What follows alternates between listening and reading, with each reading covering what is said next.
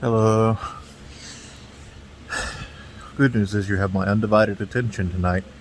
Bad news is you're going to end up getting pulled in halfway through a thought I was just having. But first, a recap. Um, so today I didn't do much. I did go to town and get us lunch, which was nice. Um, but I finished up Zero Dawn, or this playthrough of it. It was kind of starting to drag.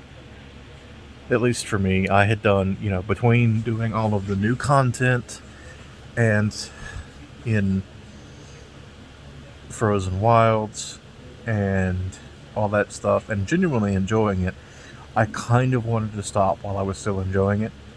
Um,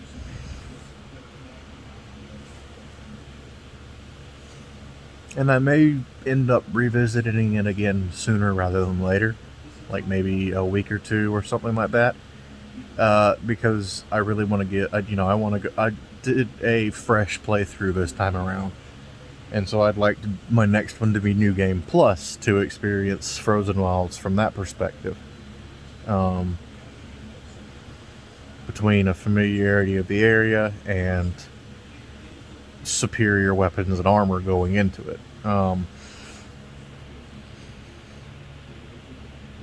But one unique thing about finishing this playthrough was that I meant like I was coming up on the final mission, and it's not stupid long. It's not the commitment of, say, the final mission in a Mass Effect game, where it's like, settle in, boys. We're gonna be here for an hour and a half. Um, 30 to 45 minutes, an hour if you're not good at it. Um, it was coming up on 1 a.m., and I said, screw it, let's just do it. Let's just finish this tonight and have it done. And that was a great decision, because lately I've either gone to bed right before the last thing, or finished it fairly late, but just early enough that I didn't want to start anything else. Uh-huh. So it was nice to have a clean break away from the current game I'm playing at this point, which is half the reason I pushed on through the ending.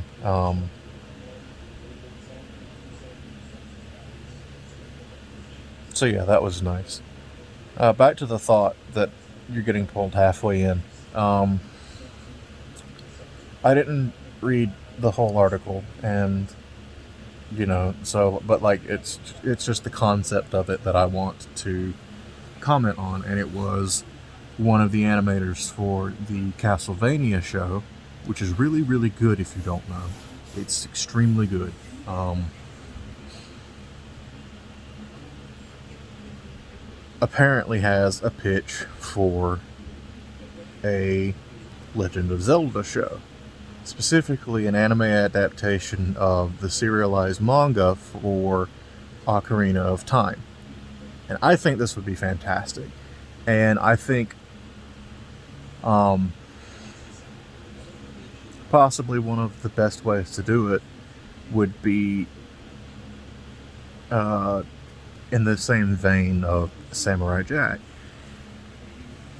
Just to the fact that, like, there were entire episodes of Samurai Jack that had little to no dialogue. And they were still fantastic. Just like you could, just through the expressiveness of animation, you could sort of see Jack thinking, see him dealing with his surroundings, or like, entire episodes where even if there was dialogue, Jack didn't speak. Just because of that being his character. And so I think that style could go really well for a Legend of Zelda format, where, Link may not be entirely voiceless, because technically, although not having a voice, he does communicate with the people around him, even if in the earlier games it's just yes or no choices. But, like, in Breath of the Wild, you kind of get some sass off of Link in those, what could just be yes and no. There's usually some sass to it, and it's fun.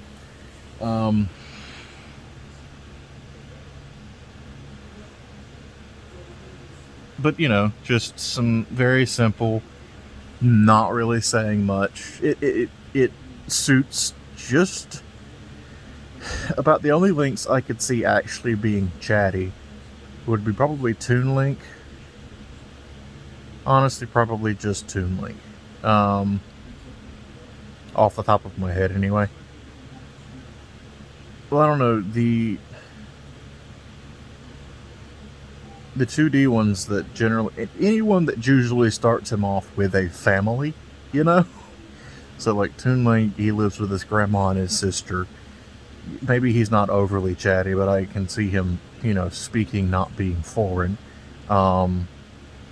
Several of the 2D Zeldas, like Link to the Past, Minish Cap, stuff like that, he starts off like he's either living with an uncle or or some blacksmith of vague relation. So, it's not like in Ocarina where he's kind of the shunned kid of the village, or Breath of the Wild has its reason, which is actually explicitly explained in Breath of the Wild. I mean, you kind of got to go out of your way to find it, but I won't mention it for that reason. Just because it's something the game does point out at one point. But Ocarina of Time and subsequently Majora's Mask Link very much seem like people that just, he just kind of lets people talk to him, and that's fine. Twilight Princess Link, I can see being overly quiet, but not, maybe he's the guy that doesn't say a lot. So not completely mute, but probably not chatty. Because again, he does still live alone.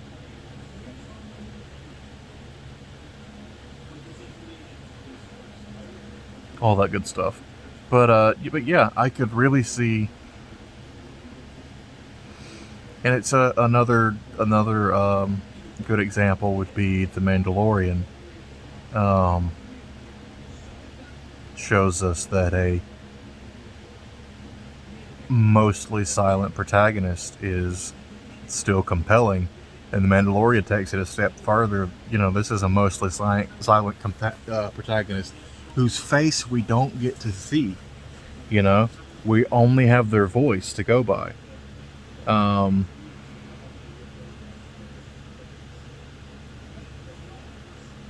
So, like, if that can be compelling, then, you could still maintain the integrity, if that's what you want to call it, of the original Ocarina of Time Link, who is mostly silent except for occasionally replying with yes or no. And of course the sword screams. Gotta have sword screams.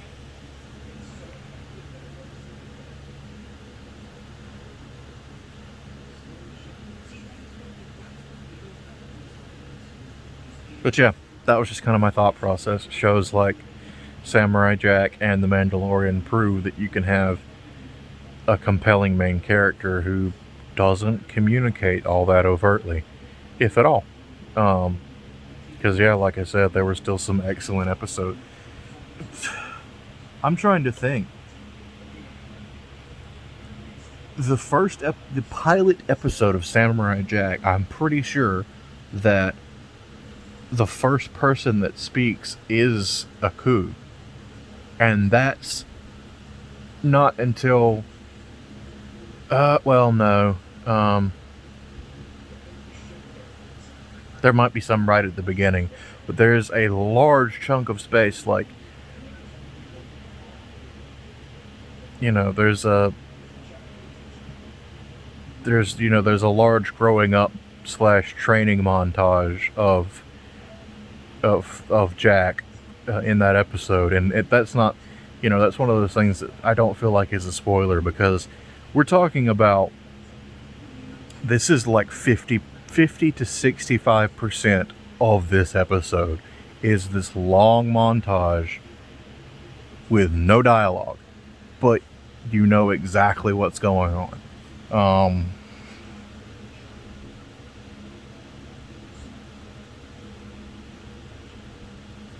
And again, it's that kind of thing that, you know, when someone says, hey, we could do a Zelda anime, I don't go, no, you fucking couldn't. Like, I really can see it and would be excited to watch it, honestly. And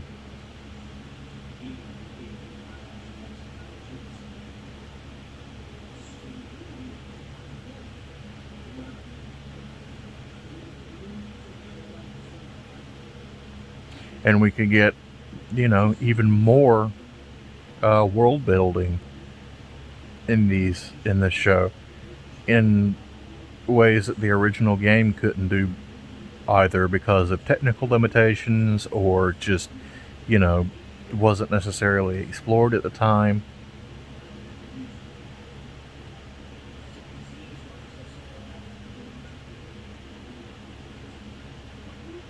Honestly, the biggest one I'm thinking about is just, you know, the general devastation of Ganondorf taking over, because it's very heavily implied that a lot of people were hurt, or there's like that one soldier that just straight up dies in an alley after you talk to him, I think. And so it could explore themes like that. Now, obviously, it wouldn't be, you know, it wouldn't go overtly in that direction, but it wouldn't have to shy away from them.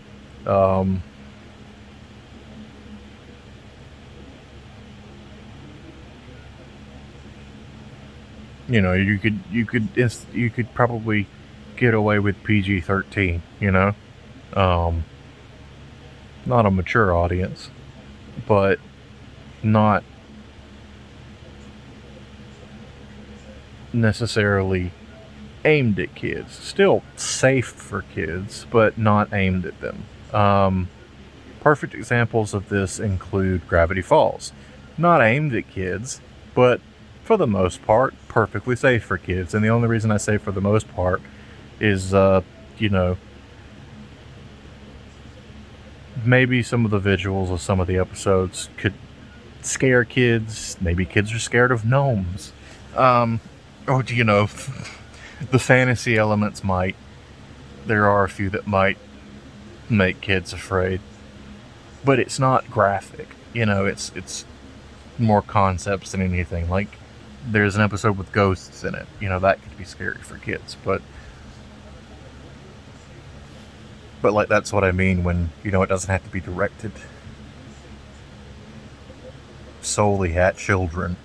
It can be without, it can, so that it can be sophisticated enough to tell an overarching story. What's another good example? I can't really think of off the top of my head. Not that I've watched. There are apparently a lot of, you know, like, apparently Steven Universe is a good example, or the reboot of She-Ra. But I've not seen these for myself. I've seen a decent chunk of Adventure Time, but that's more serialized. And while a good example of something that's not aimed directly at children, that can still be fun, you know.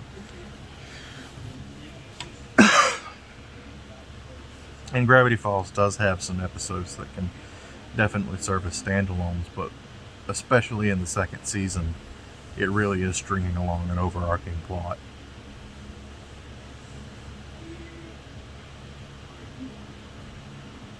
But anyway, that was just, it just kind of had cool ideas buzzing around my head, so, you know, figured I have this habit of, I talk to myself anyway, and so, like, when I laid down and was getting ready to record, I was already talking to myself about this idea of a Zelda show working pretty well, and so I had to kind of continue it. Anyway, this was the longest episode I've had in a while, but And for once, it's not just angst ranting.